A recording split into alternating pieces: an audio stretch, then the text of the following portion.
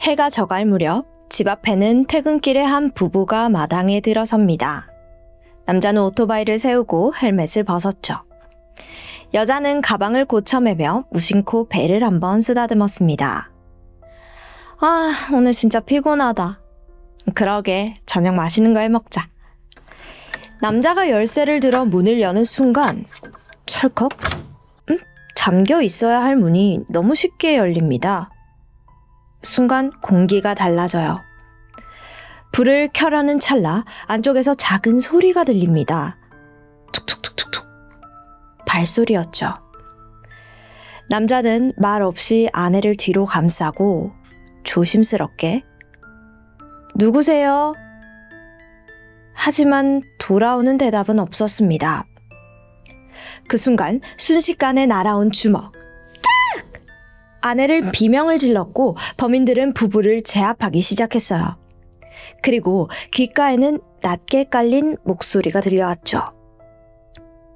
한 번만 더 소리 질렀다간 죽어. 여자의 손이 본능적으로 배로 향합니다. 그걸 본 누군가가 웃으면서 말해요. 임신했네? 재밌겠는데? 현관문이 닫히는 순간 평범했던 이 신혼집은 지옥으로 변해버렸습니다. 안녕하세요. 토요미스테리를 진행하는 디바달리아입니다. 중국 산둥성 시골 마을에 거주하던 27살의 남성 회쟁권은 넉넉하지 않은 형편 속에서도 열심히 사는 성실한 청년이었습니다. 어릴 적부터 부모님을 따라서 밭에 나가 농사일도 도왔고요. 성인이 된 후에는 작은 식당을 운영하면서 하루도 쉬지 않고 일했죠. 비는 시간에는 알바까지 뛰면서 버틸 수 있을 만큼 버텼습니다. 그러던 중 2살 연하의 여성 장칭링을 만나 사랑에 빠졌어요. 처음 보는 순간 한눈에 반해버렸습니다. 이야기를 나눠보니까 말도 잘 통했고 삶을 대하는 태도도 닮아 있었죠. 그녀는 돈을 허투루 쓰지 않은 현실적이고 똑부러지는 사람이었습니다. 두 사람은 가난한 부모님들의 사정을 고려해서 자신들의 힘으로만 결혼 준비를 했어요. 혼수는 최소화하고 결혼식도 약소하게 치렀고요. 신혼집은 마을에서 가장 저렴한 곳으로 선택했습니다. 주변에 작은 숲과 강을 끼고 있는 외진 산골이라 지리적으로는 최악이었어요. 근데 그럼에도 부부의 얼굴에는 웃음이 떠나질 않았습니다. 최근 임신까지 하면서 더 행복했죠. 부부는 함께 돈을 모아 마련한 첫 신혼집에 결혼 사진을 놓으며 영원히 행복할 거라 믿었습니다. 2013년 5월 15일 아침 7시. 이날 두 사람은 본가에서 아침 식사를 하기로 되어 있었습니다. 하지만 약속 시간이 지나도 아들은 나타나지 않았고 전화 역시 몇 시간째 닿지 않는 거예요. 결국 기다리다 못한 어머니는 직접 아들의 집으로 향했죠. 곧 아들의 집에 도착한 어머니는 순간 발걸음을 멈춥니다. 대문이 활짝 열려 있는 거예요.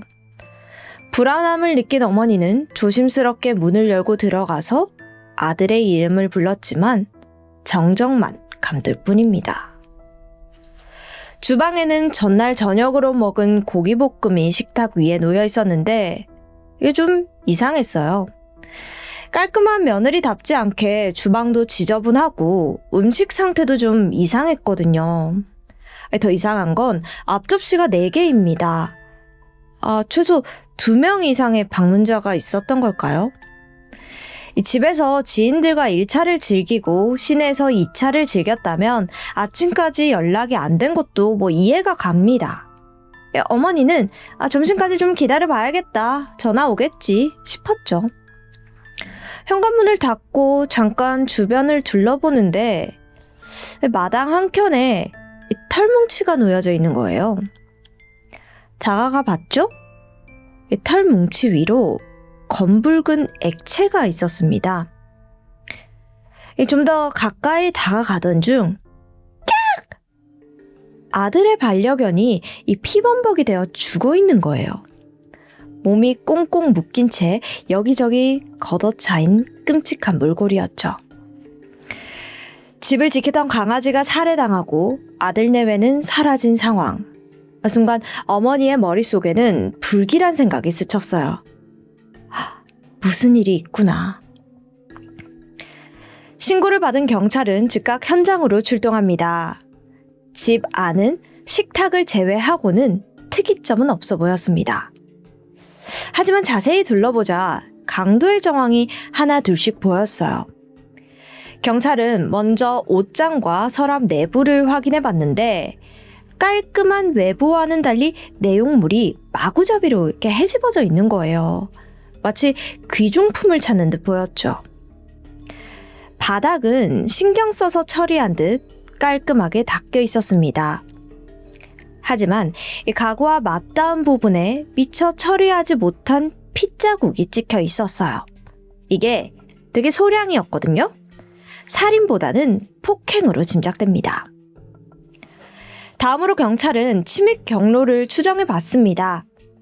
거실 창문의 방범창이 예리하게 잘려나가 있었어요. 날씬한 성인 남성이 드나들 정도의 크기였죠. 이어진 담장 바깥 부분에는 기어 올라가는 적도 있었습니다.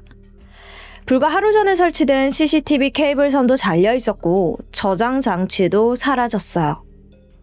증거들을 종합하면 하나의 시나리오가 만들어집니다. 식사를 치우지 못한 걸로 봐서 범행은 전날 저녁에서 이른밤 사이에 발생한 것으로 보였어요. 경찰은 이렇게 예측합니다. 담을 타고 들어온 범인은 가장 먼저 반려견과 마주해요. 시끄럽게 짖기 전에 처리하고 CCTV도 망가뜨렸죠.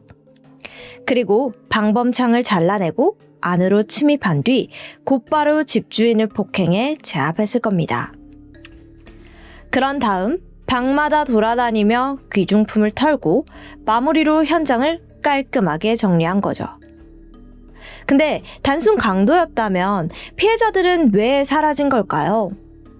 현 상황으로 자발적으로 자취를 감추었을 리는 없습니다. 분명 범인들에게 납치 혹은 다른 장소로 끌려가서 살해당했을 가능성이 더 높아요. 이를 뒷받침하듯 불길한 정황이 연달아 나오는데 침실 가장자리에서 안에 장층링에 찢긴 속옷이 발견된 겁니다. 게다가 침대 위 이불을 들추자 매트리스만 횡하니 놓여 있었어요. 근데 이게 왜 이상하냐면 참고로 중국 산둥성은 전통적으로 이부자리를 겹겹이 깝니다. 상대적으로 가난한 농촌 지역이다 보니까 매트리스 자체가 질이 낮고 좀 딱딱해요. 이를 보완하기 위해서 매트리스 위에 소미불을 깔고 그 위를 커다란 침대보로 감싸죠. 매트리스와 소미불을 하나로 잘 고정한 뒤에 최종적으로 침대 시트를 깔고 이불을 덮습니다. 다시 말해서 이 현장에는 아래에 까는 소미불과 침대보, 침대 시트가 다 사라진 겁니다. 결정적으로 베개 아래 매트리스에 그녀의 혈흔이 손바닥 정도 크기로 묻어 있었어요. 그러니까 이 정도 양이면 제압을 위한 폭행에 가깝습니다. 사라진 이부자리와 찢긴 속옷 그리고 혈흔까지. 답은 명확해요. 범인이 아내 장층링을 성폭행한 뒤에 자신의 흔적이 묻은 이불만 챙겨간 거죠. 강력 범죄가 의심되면서 경찰 인력이 대대적으로 투입됩니다.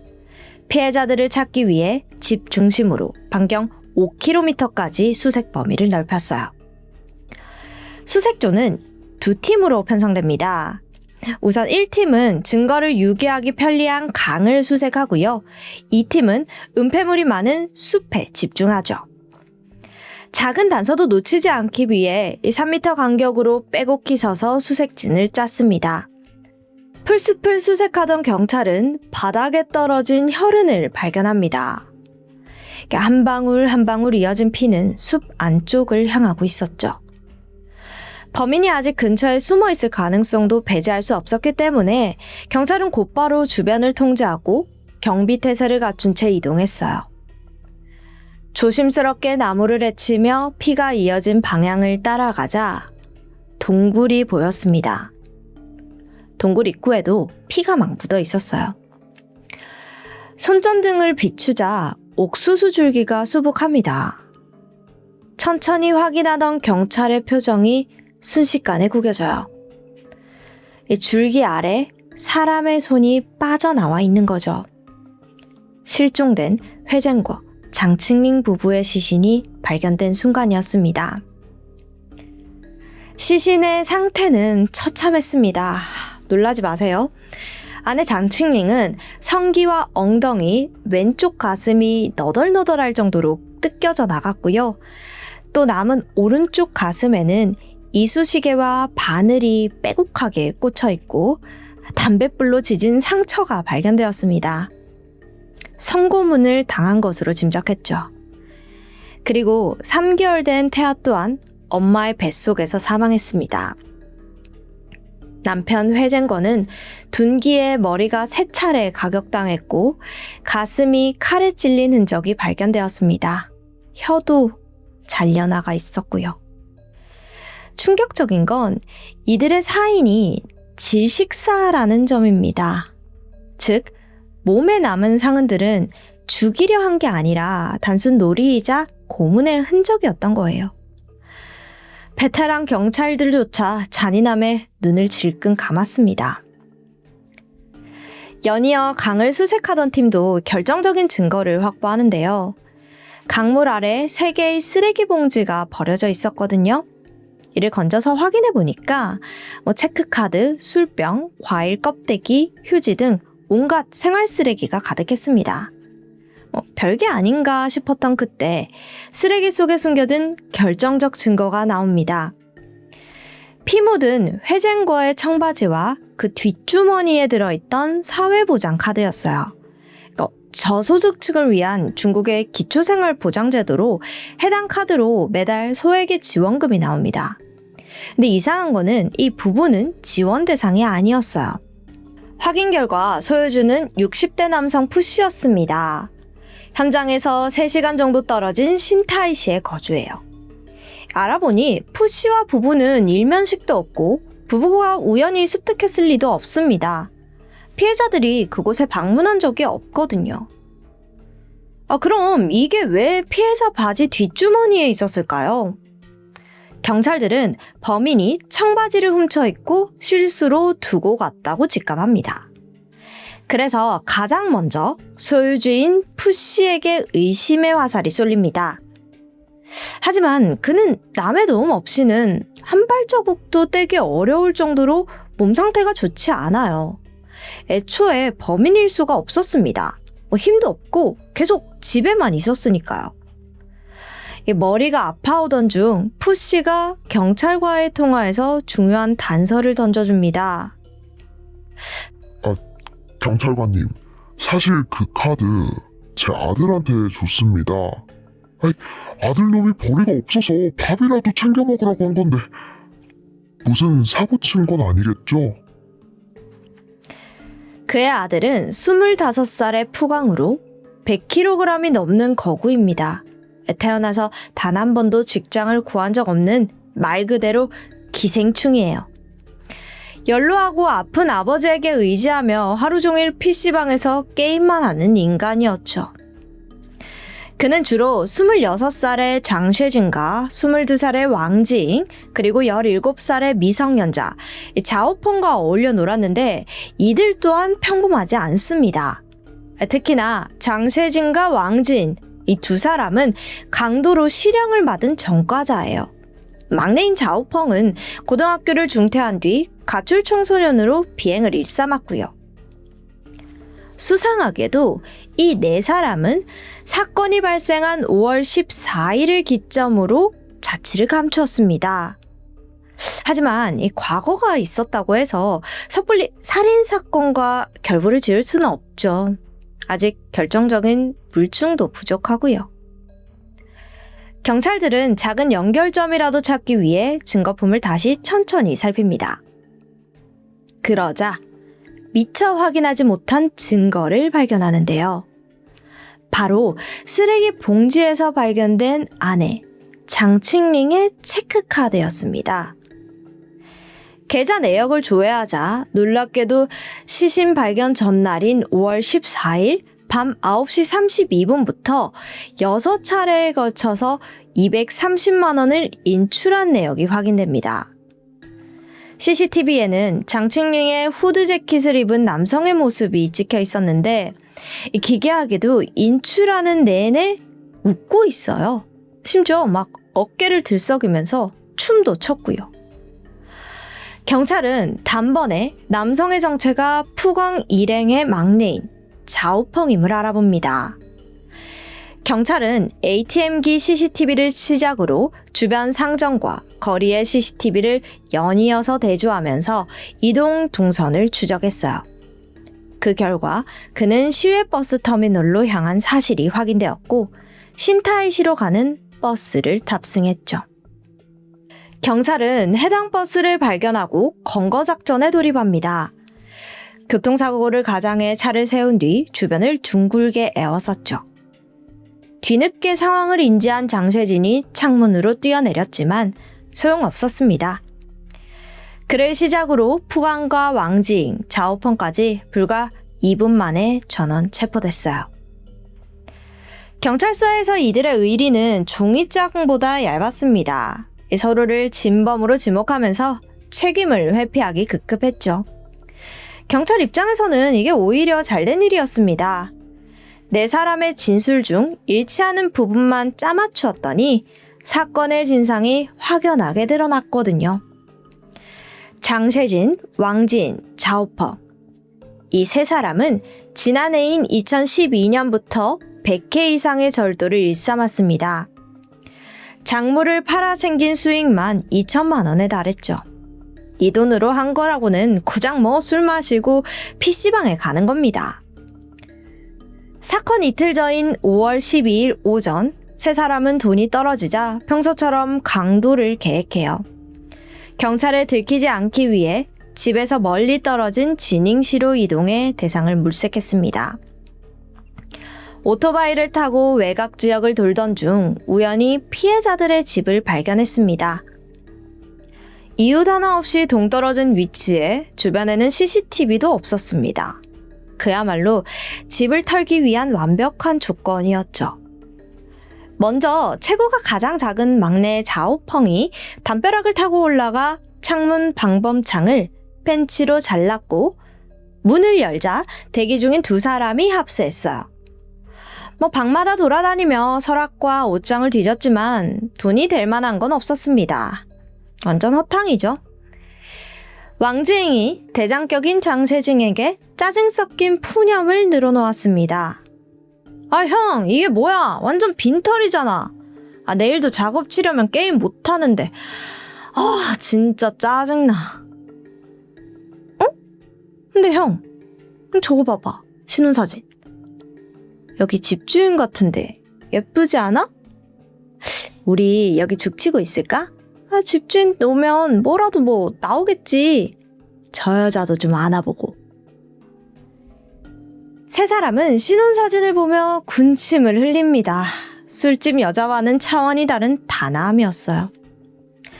하지만 마른 체격이었던 세 사람이 남편까지 제압하기에는 좀 어려웠습니다.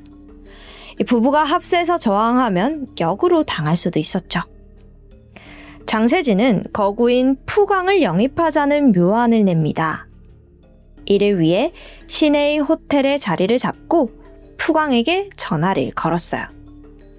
푸광은 예쁜 여자와 잘 수 있다는 말에 잔뜩 흥분해서 바로 버스를 예매했습니다. 강도와 강간 두 가지 목적이었던 세 사람과 달리 푸광은 강간만을 위해서 범행에 합세한 거예요. 추후 밝혀진 바에 따르면 아내 장庆링의 시신에서 발견된 잔인한 고문의 흔적은 모두 그의 짓이었습니다. 진짜 혐오스러워요. 한편 집에 돌아온 부부는 강도가 들었던 것을 눈치챘습니다. 다음날 즉시 CCTV를 설치하고 방범창 수리를 알아봤어요.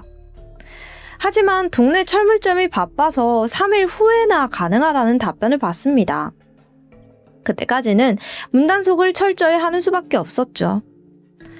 그냥 시내에 방을 잡을까? 또 생각을 했어요. 근데 곧 태어날 아기를 위해서 한 푼이라도 아끼는 게 낫다고 생각이 들었습니다. 부부는 도둑이 2번 들지는 않을 거라며 다소 안일하게 생각했지만 이 결정은 최악의 결과로 돌아옵니다. 사건 당일인 14일 오후 3시 푸광이 합류하게 되면서 본격적인 범행에 돌입해요. 이틀 밤 사이 CCTV가 설치되었지만 고작 한 대뿐입니다. 범죄 경력이 많은 장세진에게는 이건 뭐 껌이죠.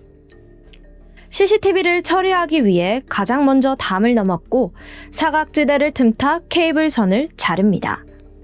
옆에서 귀찮게 지저대는 반려견도 밧줄로 묶고 발로 밟아 죽여버렸고요. 사전 작업이 끝나자 손을 들어 동료들에게 신호를 보냅니다. 이전처럼 자오펑이 창문으로 들어가 문을 열자 나머지 3사람도 내부로 침입했어요. 이들은 부부가 돌아오기만을 기다리면서 시간을 때웠죠. 주방에서 음료수도 꺼내 먹고 뻔뻔하게 침대에 누워서 낮잠도 잡니다. 아주 그냥 배짱이 대단해요. 그리고 푸광은 빨리 장칭링을 안고 싶다면서 칭얼거리기까지 합니다. 그러자 자오펑이 이렇게 농담을 해요. 야, 너 발기부전 아니냐? 제대로 뭐 하겠어? 그러자 푸광은 대답해요. 야, 미쳤냐? 내기할까? 오늘 누가 더 잘 죽이는지? 아우, 저 야들야들한 속살. 내가 살려달라고 할 때까지 한다 진짜. 저녁 7시 상황을 알 리 없던 부부는 평소처럼 일을 마치고 집에 돌아옵니다. 남편이 문을 여는 순간 범인들이 합세해서 달려들었죠. 이 갑자기 쏟아지는 두먹질과 발길질에 정신을 차릴 새도 없이 수갑에 결박된 채 끌려갑니다. 아내 장칭링 또한 가방을 뺏기고 제압당했고요. 범인들은 가장 먼저 돈이 목적이었기 때문에 핸드폰과 체크카드를 빼앗았어요. 그리고 2사람을 꿇어앉히고 비밀번호를 말하라고 협박했죠. 하지만 이 부부에게는 목숨과도 같은 전 재산이었기 때문에 입을 굳게 다물었습니다. 이게 생각보다 쉽지가 않아서 어떻게 협박을 해야 하나 고민하던 장쉐진은 장칭링의 배를 보게 됩니다. 가느다란 팔다리와 달리 볼록한 게 임신이 분명했죠. 회심의 미소를 짓더니 힘껏 걷어차버립니다. 그녀는 극심한 고통에 숨도 제대로 쉬지 못한 채 배를 감싸 안고 눈물을 흘렸어요. 남편은 차라리 자신을 때리라고 빌며 비밀번호를 말했지만 광기 어린 폭주를 막지는 못했습니다. 오히려 약점을 잡았다는 듯이 더 신나게 아내를 폭행합니다. 그리곤 완전히 힘이 풀린 그녀의 머리채를 잡고 침실로 끌고 가서 푸광에게 넘겼죠. 차마 영상에 담을 수 없을 정도로 잔인한 성고문이 9시간 동안 자행됩니다. 이 집단 성폭행은 약과입니다. 양수를 터뜨리겠다며 주방에서 홍두깨를 들고 와서 성기에 밀어 넣기도 하고요. 또 가슴에 바늘과 이쑤시개를 꽂았어요. 이로 목덜미와 유두, 옆구리, 허벅지까지 물어 뜯습니다. 장칭링이 차라리 죽여달라고 애원하자 비웃으면서 목줄을 채워 끌고 다니는 만행까지 저질렀죠. 어떻게 사람이 저렇게 잔인할 수가 있죠? 이 추악한 짓거리는 여기서 끝이 아닙니다. 뒤에는 더더욱 잔혹해요. 거실에 남아있던 자오펑과 왕지잉은 카드를 챙겨 돈을 인출하러 나갑니다. 230만 원. 생각보다 짭짤한 수익에 어깨춤이 절로 났어요. 와, 이 돈이면 현질이 얼마야? 미쳤다 진짜. 죄책감은커녕 게임에 현질할 생각에 들떴습니다. 두 사람은 성공적인 범행을 축하할 요량으로 과일과 술을 준비하고는 처음으로 범죄에 발을 담근 푸강을 위해 특별히 그가 좋아하는 돼지머리도 구입했어요. 그리고 이걸 이 성폭행 당해서 넋이 나가 있는 장庆링에게 건넸습니다. 요리하래요. 근데 지금 고문당해서 상태가 많이 안 좋잖아요. 어떻게 요리를 하겠어요. 시키니까 뭐 어찌저찌 고기는 집어들어서 요리는 했는데 이게 맛이 있을 리가 없죠. 장쇠진은 한 입 먹자마자 인상을 찌푸리며 침을 뱉습니다. 아씨, 맛대가리 없어. 넌 혀가 없냐? 이딴 음식 맛있다고 먹는 네 남편의 혀가 문제구나. 그러더니 이 주방에서 칼을 꺼내오는 거예요. 그리곤 남편에게 다가갑니다. 왕지인과 자오펑도 재밌다는 듯 동참했죠. 피해자의 양 볼을 세게 움켜쥐고 강제로 입을 벌리게 하더니 혀를 끄집어냅니다. 마치 단두대로 내려치듯 혀를 베어냈죠. 입에서 피가 쏟아지자 수건을 말아 넣어 대충 지혈합니다. 그리고는 이 피해자를 샌드백 삼아 힘겨루기를 해요. 그 오락실 가면 샌드백 치는 거 있잖아요. 이렇게 한 명씩 돌아가면서 피해자를 칩니다. 경기하듯 진행도 하고요. 이 와중에 푸강은 또 탐욕을 드러냅니다. 남편 회쟁거의 청바지가 마음에 든다면서 벗겨서 챙겨요. 참. 이들의 끔찍한 만행은 15일 새벽 4시까지 이어집니다. 그 후 아침이 다가오자 빠르게 도망칠 준비를 하죠. 피해자들은 애초에 살려둘 생각이 없었습니다. 수월한 뒤처리를 위해 2인 1조로 활동해요. 우선 푸강과 왕징은 마당에서 잘린 CCTV 전선과 자전거 체인을 가져옵니다. 그 사이 장쇠진과 자오펑은 먹다 남은 과일과 쓰레기들을 봉지에 쓸어 담았고요. 이들은 남편 회쟁거와 아내 장庆링의 목에 각각 자전거 체인과 전선을 둘러줍니다.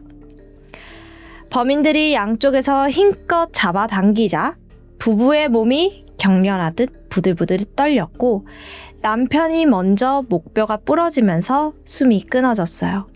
아내 또한 오래 버티지 못하고 사망했고요. 자, 이제 남은 거는 시체 처리입니다. 네 사람은 주변을 돌아다니며 장소를 물색합니다.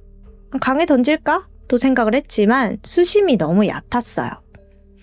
좀 더 둘러보던 중 숲 안쪽에 동굴을 발견했고 이곳이 시체 은닉의 안성맞춤이라고 생각을 합니다.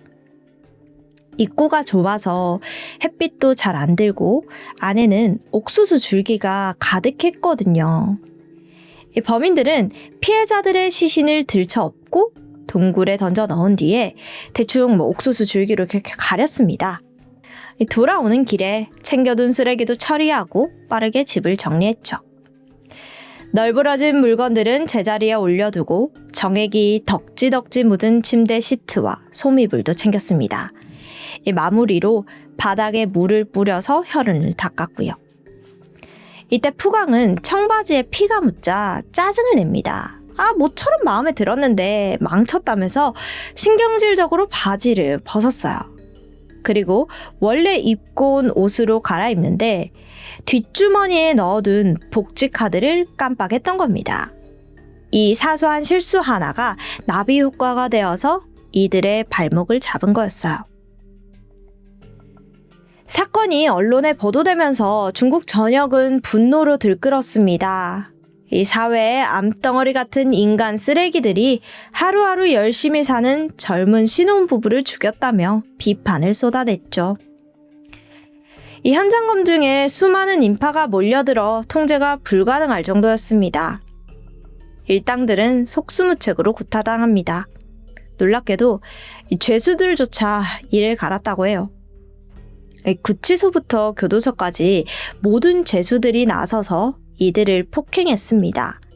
심지어 잠도 자지 못하게 돌아가면서 불침범을 서면서 괴롭히기도 했대요.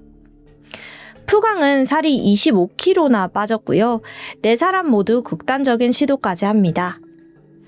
그렇게 3년간 시달리던 장쉐진, 왕징, 푸강은 2016년 6월 사형이 집행되며 총살형에 처했습니다. 자오펑은 미성년자였기 때문에 사형은 피할 수 있었습니다. 1심에서는 무기징역을 선고받았지만 이후 항소심을 거쳐 22년형으로 감형되었죠.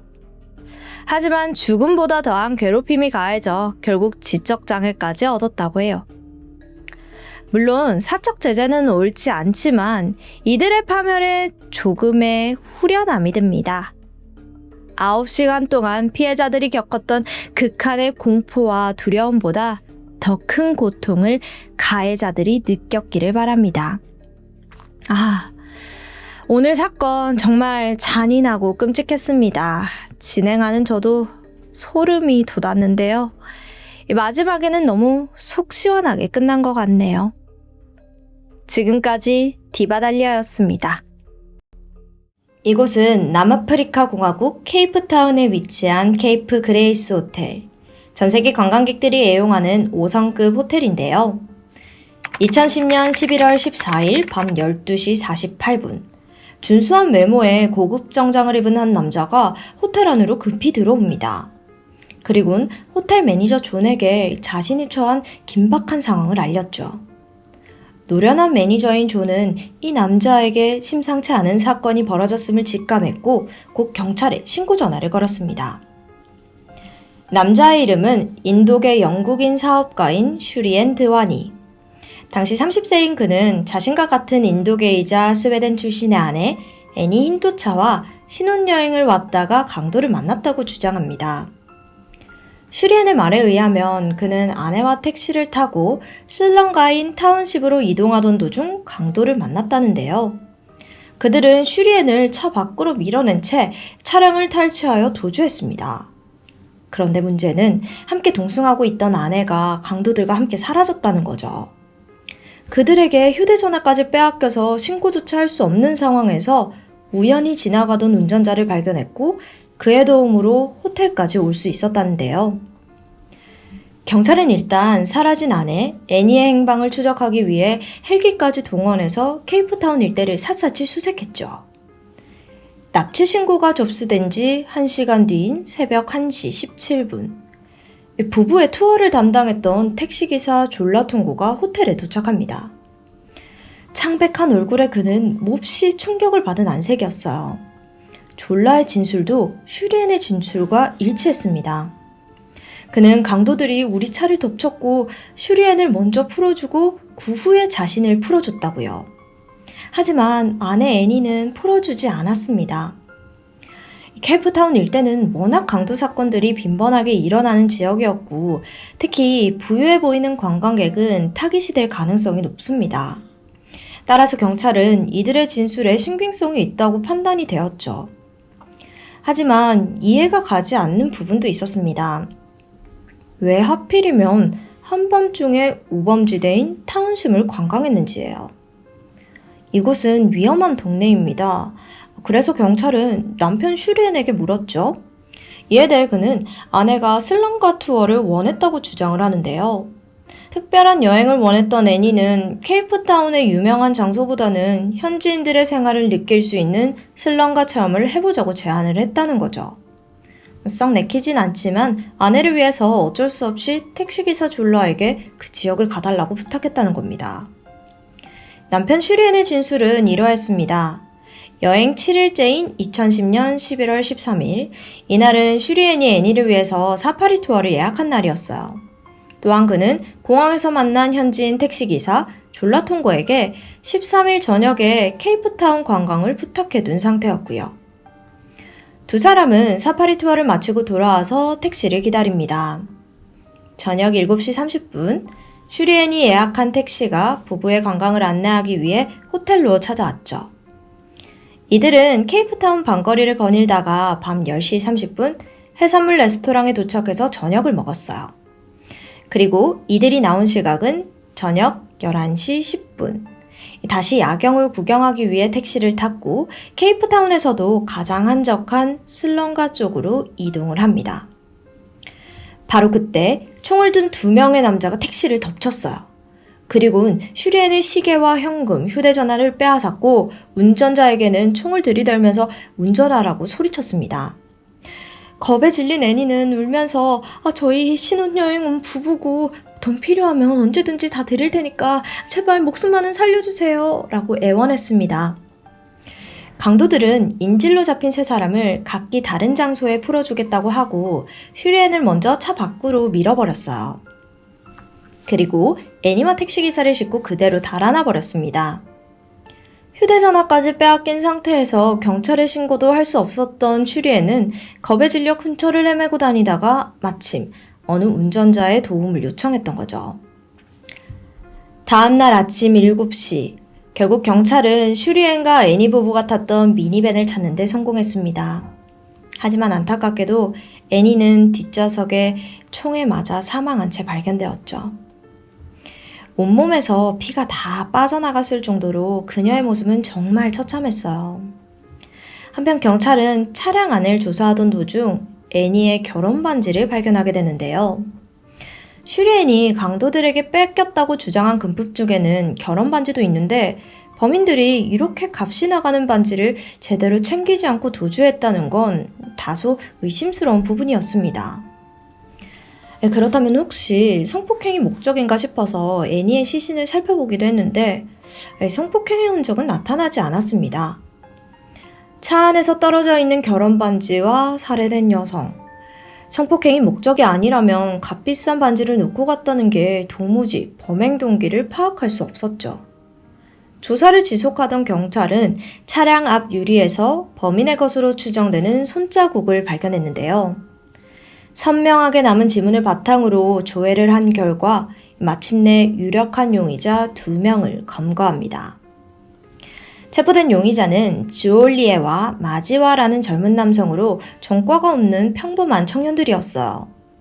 마지와는 즈올리에가 애니를 죽였다고 진술을 했고 경찰은 둘을 분리해놓고 따로 조사를 했습니다. 그들은 이 과정에서 놀라운 자백을 하는데요. 사실 자신들은 애니의 남편 슈리엔에게 청부 살해를 부탁받았다는 겁니다. 용의자 중 한 명인 마지와는 몬다라는 남성에게 택시기사인 졸라를 소개받았다고 했고요. 몬다는 호텔에서 근무하는 평범한 사람이었습니다. 그는 일자리를 찾는 마지와에게 마치 좋은 일거리가 하나 있다면서 택시기사인 졸라를 소개시켜줬어요. 그 일은 바로 영국에서 온 관광객이 자신의 아내를 살해해달라는 것, 즉 슈리엔이 아내 애니를 살해해달라는 겁니다. 마지막은 이 일을 함께하고 싶다고 했고 후에 졸라는 자신의 친구인 즈올리에도 끌어들였어요. 운전자였던 졸라도 이들과 한패였던 거예요. 그렇게 애니의 남편 슈리엔의 지휘 아래 택시기사 졸라는 상황을 만들어줄 역할이었고 마지와와 즈올리에는 애니를 살해하는 담당이 된 거죠. 진술을 확보한 경찰은 마지와와 졸라를 연결해준 몬다라는 남성을 즉시 소환합니다. 더불어 피해자인 줄 알았던 졸라도 애니 살해의 용의자로 연행되죠. 조사 결과 졸라 또한 아이가 둘 있는 평범한 가장으로 범죄 경력이 없는 사람이었습니다. 이들의 진술은 모두 일치했어요. 공항에서 슈리엔과 애니 부부를 태운 그는 부부를 호텔까지 데려다 주는데 그때 슈리엔이 체크인을 하는 동안 잠시 기다려달라고 조용히 부탁했다고 합니다. 다시 나온 슈리엔은 그에게 은밀한 제안을 해요. 바로 돈을 지불할 테니 자신의 아내 애니를 없애달라는 이 충격적인 부탁이었죠. 슈리엔이 제시한 액수는 하나 약 200만 원 정도의 금액이었습니다. 졸라는 잠시 고민하더니 결국 그의 제안을 승낙했죠. 그렇게 그와 계약을 한 뒤 범행을 혼자 할 수 없겠다고 판단이 되었고 곧장 친구인 몬다가 일하는 콜로세움 호텔로 이동합니다. 이때 졸라의 이야기를 들은 몬다는 그를 마지와에게 연결시켜 준 거고요. 경찰 조사 결과 졸라의 진술은 사실로 판명이 되었습니다. 이 호텔의 CCTV에 졸라가 말한 시각, 이 두 사람이 함께 빠져나가는 모습이 확인되었기 때문이죠. 또한 사건이 일어나기 전날 슈리엔 혼자 렌트카를 몰고 어딘가로 외출하는 장면이 CCTV에 포착이 됐는데 이는 달러를 남아공돈으로 환전하기 위해서 외출한 것으로 추정이 되었습니다. 졸라의 증언에 따르면 슈리엔은 달러 대신 남아공돈을 주기를 원했고 호텔에서 환전을 하면 수수료가 많이 드니까 저렴하게 환전할 수 있는 쇼핑몰을 소개해줬다고 해요. CCTV 분석 결과 아마도 슈리엔이 혼자서 외출했던 이 시간에 이 돈을 환전하러 간 것이라고 추측이 되었죠. 뿐만 아니라 사건 발생 이틀 뒤인 11월 16일 졸라는 슈리엔을 만나러 그가 머무르고 있던 호텔을 방문했습니다. 약속했던 돈 중 일부만 지불받아서 나머지 돈을 받으러 온 것이라고 진술을 했는데요. 이들은 호텔 로비에서 만나 서로 모르는 척 따로 걷다가 공용 오피스룸으로 함께 들어가게 되었고 시간차를 두고 나왔습니다. 이때 CCTV를 살펴보면 오피스룸으로 들어갈 때 슈리엔은 흰색 작은 봉투를 들고 있었지만 나왔을 때는 들고 있지 않았고 대신 호텔을 나서는 졸라의 손에 이 흰색 봉투가 있었던 것이 확인이 되었어요. 슈리엔이 졸라에게 이 봉투를 준 거죠. 이런 점으로 봤을 때 이 두 사람 사이에 모종의 계약이 이루어진 건 틀림없는 사실처럼 여겨졌습니다. 최종적으로 경찰이 정리한 사건의 내막은 이러합니다.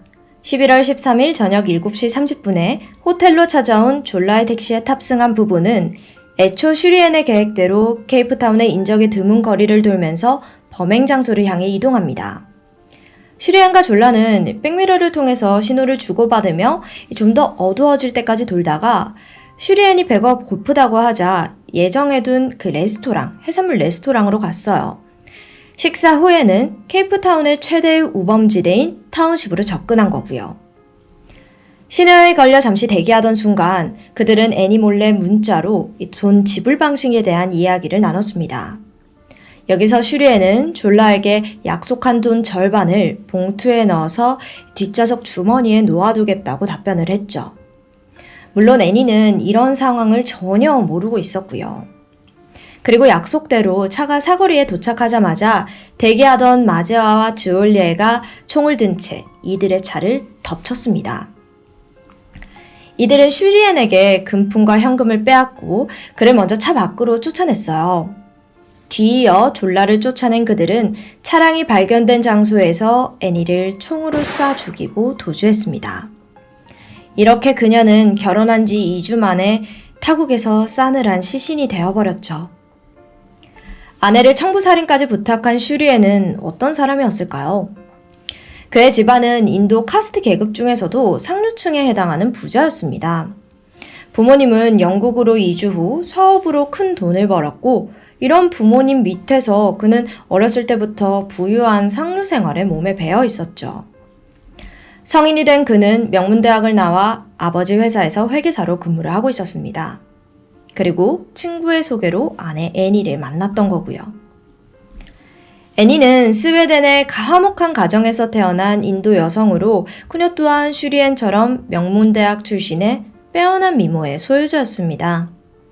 스톡홀름에 있는 증권회사에서 근무하던 그녀는 슈리엔과 대화를 나누면서 깊은 호감을 느꼈고 두 사람 사이는 이윽고 연인 관계로 발전했어요. 슈리엔은 연애를 시작한 지 1년 반 만에 파리에서 애니에게 청혼을 합니다. 그런데 사실 애니는 슈리엔에게 좋은 감정을 갖고 있긴 했지만 결혼에 대한 확신은 없었거든요. 그런 애니의 마음을 눈치챈 슈리엔이 비행기를 전세내서 파리에 데려가 로맨틱한 프로포즈를 한 거예요. 슈리엔의 정성에 감동한 애니가 그의 청혼을 받아들이면서 두 사람은 인도의 전통 풍습에 따라 뭄바이로 건너가 호화로운 결혼식을 치르게 되죠. 참고로 상류층 인도인들은 해외에서 교육을 받고 그곳에서 근무를 해도 같은 인도계의 배우자를 만나기를 희망합니다. 그렇게 결혼식을 올린 두 사람은 남아프리카 공화국으로 신혼여행을 떠났고 이 여행은 애니에게 마지막이 되고 말았습니다. 딸의 납치 소식을 듣고 남아국으로 급히 달려온 애니의 아버지는 오열했습니다. 하지만 사위의 태도가 어쩐지 좀 이상했어요. 딸의 시체를 보겠다는 장인에게 애니 시신 에서 피가 너무 많이 빠져나와서 액체를 좀 채우는 게 나을걸요? 그게 좀 보기 좋을 거예요. 이해할 수 없는 말을 내뱉은 겁니다. 후에 화장된 애니의 죄는 6개월이 지나서야 그녀가 자라난 스웨덴 집 근처의 호수에 뿌려졌죠. 추후 그녀의 아버지에 따르면 가족들이 딸의 시신을 보며 슬퍼하는 동안 슈리에는 이발을 하고 쇼핑을 하러 갔다고 합니다. 그리고 애니 살해 혐의로 경찰 조사를 받고 있던 도중 그는 영국으로 출국해버리는데요. 슈리엔이 얽힌 애니 살인 사건은 곧 언론에 엄청난 관심을 받게 되었고 수많은 곳에서는 남편이 애니 살인 사건의 범인이라는 기사를 쏟아냈습니다. 그러나 슈리엔은 이미 남아공을 떠나 영국에 온 상황이었고 이에 영국 경찰은 그의 출석을 요구하지만 이를 거부하죠. 경찰은 먼저 애니의 가족들과 친구들을 참고인 자격으로 불러서 슈리엔과 애니의 관계를 조사를 해봤어요. 그런데 애니의 친구들 입에서 놀라운 이야기가 흘러나왔습니다. 애니는 단 한 번도 슈리엔과 결혼을 하고 싶다는 마음을 가진 적이 없다는 거죠.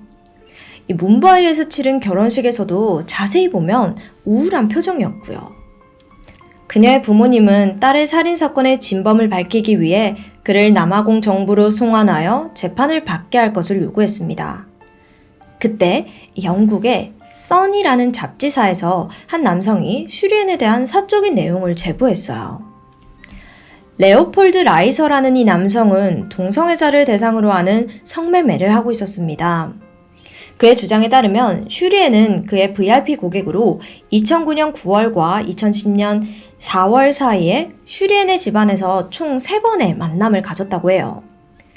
이들은 만날 때마다 불법 약물을 한 상태로 변태적인 성행위를 즐겼다고 합니다.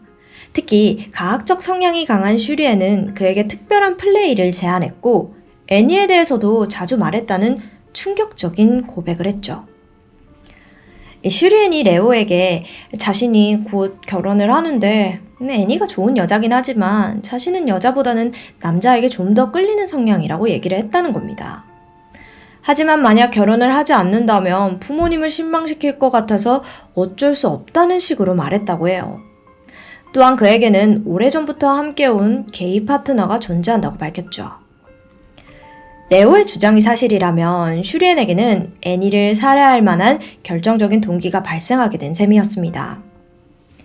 결국 영국 경찰은 슈리엔을 애니 살해 혐의로 체포했습니다. 경찰은 그가 동성애자인 자신의 정체를 숨기기 위해서 애니와 위장 결혼을 했고 그 사실이 애니에게 탄로나자 그녀를 살해할 계획을 세운 것이라고 판단을 했죠.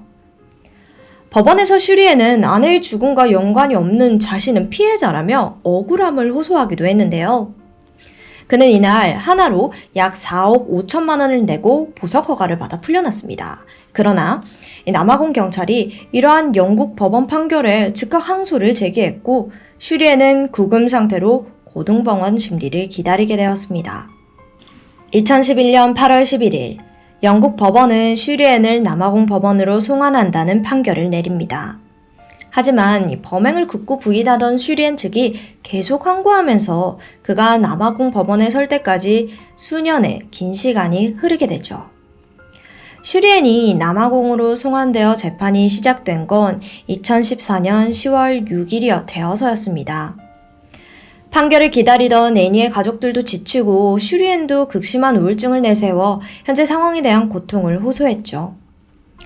슈리엔은 재판정에서 시종일관 넋이 나간 표정을 짓는 등 자신의 상태가 온전하지 않다는 것을 주장했습니다. 애니가 살해된 지 3년 후인 2014년 12월, 그는 최종 재판에서 끝내 무죄를 선고받았습니다. 초호화 변호인단으로 구성된 슈리엔 측은 산일이라는 엄중한 죄를 저지르는데 처음 만난 택시기사에게 청부를 의뢰한다는 건 있을 수가 없는 일이라고 강조를 했으며 더구나 치안이 험한 빈민가에서 어쩌면 자신의 생명도 위험에 처할 수 있는 상황인데 그런 무모한 짓을 저지른다는 건 말이 안 된다며 못 박았어요. 또 강도단의 주장도 신빙성이 떨어지고 더군다나 이 사건은 여론의 거센 비난에 의한 국민적 공분으로 과도하게 부풀려진 바가 크다는 점을 주장했죠. 슈리엔과 성매매를 즐겼다는 레오포드가 검찰 측 증인으로 나와서 증언했지만 이 또한 받아들여지지 않았습니다. 슈리엔의 변호인 측은 그는 동성애자가 아닌 양성애자로 얼마든지 애니와 결혼할 수 있다고 반박했어요.